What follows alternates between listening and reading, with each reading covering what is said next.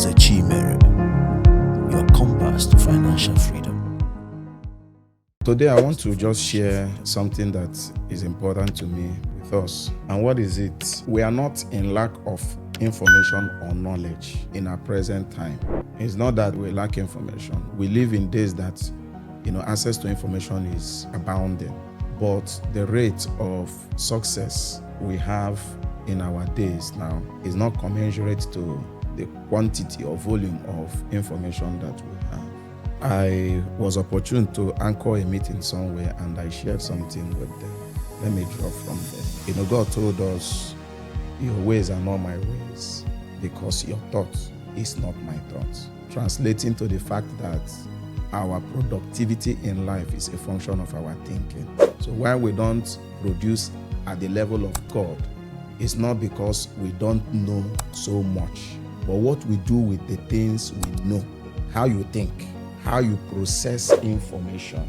Your ways are not my ways because your thought is not my thoughts. If you want to have the productivity that is at the level of God's productivity, we must find a way to think as He does. It is until we begin to think like God that we can begin to produce like God. We have learned this common saying that as He thinketh, so is He. It's not how He's going to be, that is how He is. We are the product of our thinking. Now, there are countless of information here and there on how to become successful.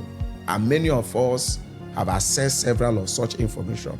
But yet, you still find people struggling, looking for more information as to how to succeed.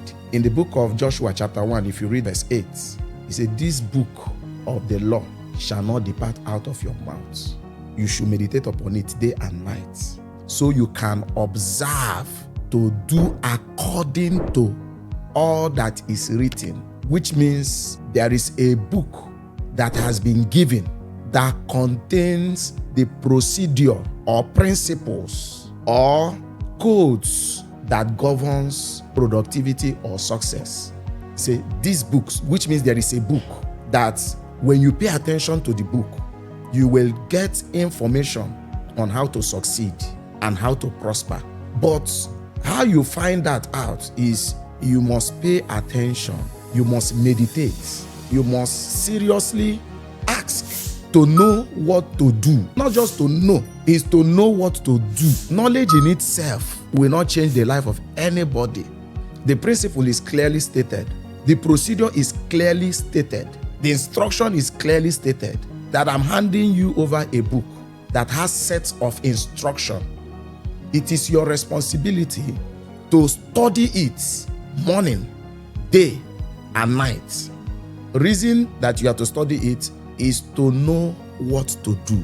It's not just to know. Of course, a lot of people know a lot of things. For example, if you see a packet of cigarettes, it's boldly written that the Federal Ministry of Health has warned that tobacco smoking is dangerous to health. Now, the people that smokes, is it that they are not aware of what is written there? They are aware.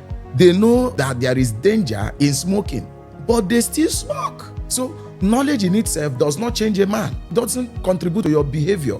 What definitely will contribute is the decision we make from the information or knowledge that we have. So this is the instruction He gave us. This book of the law should not depart. You should meditate upon it day and night. So you will observe, you will know, and then act. It is when you know, then take decision as to how to apply it, you will prosper and you will become successful in life. So if you listen to what we are saying every now and again, but you do nothing with the information we are giving, your life will not be better in any way. It is necessary as we get information, we learn to apply those information. There are countless of instruction that we have on how to become successful in life. I've read some passages of the Bible and you will discover that God has plan for every one of us to prosper. If you go to the book of 3 John verse 2, say, "I pray that you should prosper and be in good health, even as your soul prosper." If you go to the book of Psalms, it will tell you that God takes pleasure in the prosperity of His servants. Now I'm talking to my constituency, believers. It is the agenda of God for us to succeed. It's the agenda of God for us to prosper, to become rich, to do well. We're not just talking about financial achievements. It's beyond that. And He has given us, principles on how to get into this. So I'll just share maybe 1, 2, 3, or 5 of some underlying belief that if we begin to apply them, they will set us on the stage of achieving this thing. These things are not secrets. And then one of those beliefs which has helped me is coming to terms with the truth that God owns it all. The earth is the Lord's and the fullness thereof. The world and everything you can find in the world. We must come to terms with that truth, that nobody in this earth owns anything. Nobody. How you will understand is the day the person will die, the person is not going home with anything. Everything will be left here. He owns nothing. She owns nothing. We must first of all come to terms with this, that we own nothing. And the moment we begin to accept these truths, we are setting ourselves up to succeed. Point 2 that you should note, since you have come to terms that nobody owns anything, that God owns it all, then if there is anything that is in your custody, the best you are is a manager. You're a steward. It is an entrustment to you, no matter what it is. It could be a political office. It could be a managerial office. It could be business opportunity. You just know that this thing is given to you in trusts for you to manage. Therefore, you will be held accountable as to how you were able to manage the entrustment given to you. That will give us a sense of responsibility to steward the privilege given to us appropriately. And this is one of the reasons we have a lot of ills in our society today. People think that they are gods. They believe that they are Lord, and they lord it over people. They don't believe that they will be held accountable for the opportunity that they have been given. It's every man will give account of his life. Because of what? We are stewards. We are managers. So whatever you are doing today, wherever you are today, just have this in your mind, that one day you will be called to account for every opportunity you have, no matter how small that position is. Some people say, when I become the president of the country, I will do this. In that small corner where you are, how well are you representing God? How well are you representing the person that entrusted that to you? He that is faithful in the little things will have opportunity to do more. Then they have seen your capacity to manage more. You wait until you are the CEO. It doesn't work that way. That you are a steward. You are a manager. Seeing yourself as a manager, that I will be called to account. So on daily basis, you are preparing your books, because nobody knows when he or she will be called to account. Today people will blame the people at the presidency. What about the local government chairman and the councillors around our cities? What are they doing with the responsibility given to them? All attention is to the center. Those that are parents, how are they managing their homes? Point number 3 that we must settle in our hearts for us to achieve what God has planned for us is this. We should know that our source is God. God is my source. There is this mentality that they call abundance mentality and scarcity mentality. The people that have scarcity mentality are the people that believe that their source is their work, that their source is their bank account, their source is their uncle, or 1 or 2 persons that is related to them. Their mentality is scarcity mentality.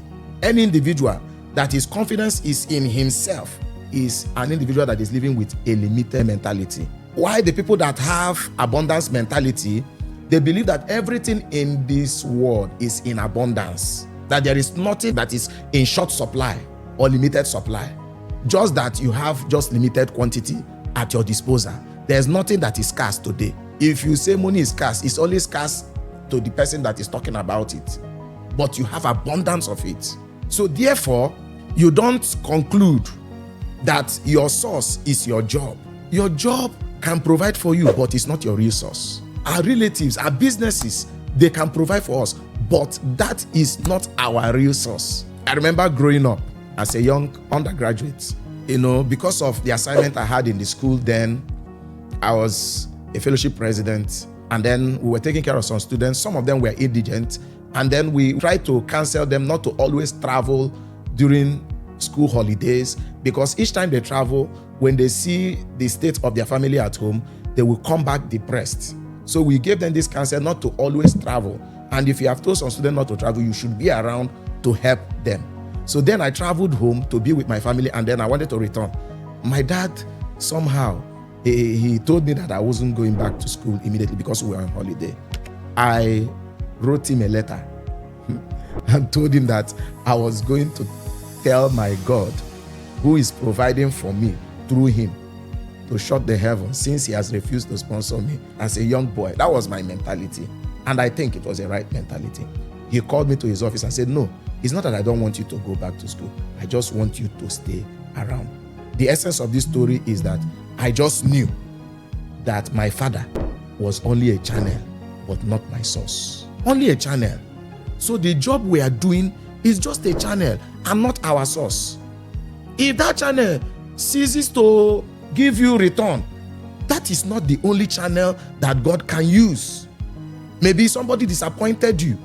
Somebody gave you a promise, I was going to do this for you, and the person now, didn't fulfill the promise. You don't need to kill yourself. He's only a channel, but not your source. When we learn to channel our confidence in God, then we will not limit ourselves. God is the source. That is why they call him El Shaddai, the all-sufficient one. He is more than enough for us. Let's learn to repose our confidence, our trust in him. Apostle Paul will always tell us, my God shall supply all your need according to his riches in glory. That is a true saying, because he has more than enough to supply us. There are several things that we have gotten into and came out successfully, not because we had the money in the bank, but because we never believed that our bank account alone will be able to finance those projects. Somehow, the Waymaker made way. He just made way because our heart was open to several other sources of sponsorship. It must not be your bank account that will sponsor your business idea. It can come from friend. It can come from anybody. It can come from anybody. Remember, I've mentioned 3 things that we should have in our mind that will guide us. These things will save us from frustration. I had a friend, a very good friend. He's in the UK today. During the period he was an undergraduate, he needed a friend to fund his school fees. But unfortunately, that person disappointed. I observed to hear what he will say then. He said, perhaps God have not destined that this person should solve this my problem. He has planned that another person will take care of this. What a lovely mindset. He graduated at the right time, doing very well today, married with his kids. His family, they are now in the UK, doing very well. My good friend. Because of the kind of mentality he had, he was not limited. So if we open up our heart and begin to see God as our source, if you put your hope in a human being, you will be frustrated in this life. Woe unto him that put his trust in man. Anybody that will put his confidence in a human being is going to become frustrated over and over again. Let's channel our trust and our confidence in God. He is our source. Just to bring to a close, I told us there are several underlying principles that if we put them in our hearts, they will help us, to come to this level where God wants us. Let me just say 1 or 2 more. Another one is we should learn to prioritize. Place our priority right. First thing first, give priority. What is most important? What is most valuable? These things will guide us. Lastly is, what is the purpose of this wealth? What is the purpose? If you have not been able to define the purpose, there's no amount of success that will be okay for you. But if you have been able to define the purpose, why the wealth, this thing you're looking for, is it in order to compete with your peers or what? If it's for competition, you will always be in trouble of competition. But if it is for the glory of God, if it is for the sake of humanity, to help others, then you have the right mentality. I can tell you, you are welcome to the club of successful people.